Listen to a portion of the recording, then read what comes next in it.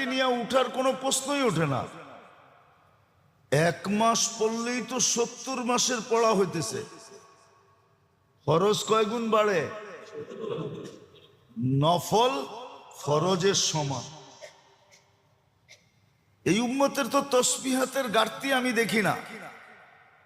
আপনি যদি এখন থেকে চার্ট করেন, এইবার নিজেকে প্রশ্ন করেন আপনি কতটুকু প্রস্তুতি নিতেছেন।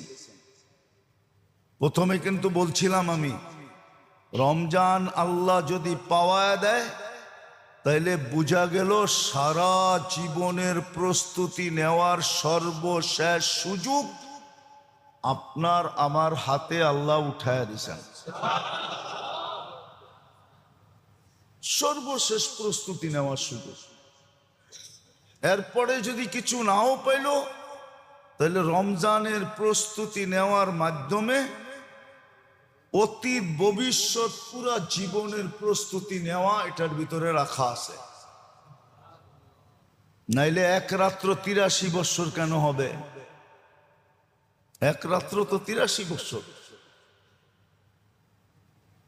এক রাত্র 83 বছর লাইলাতুল কদর কেন হবে?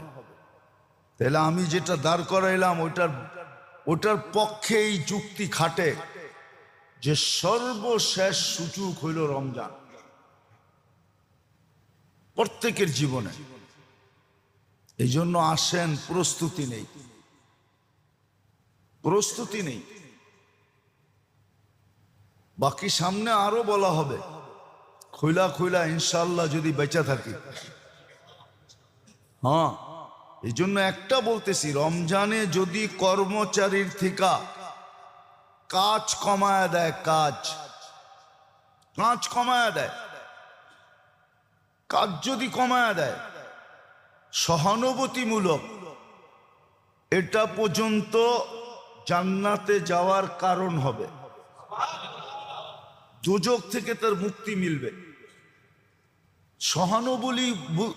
সহানুভূতিমূলক যদি কাজ কমায় দিল।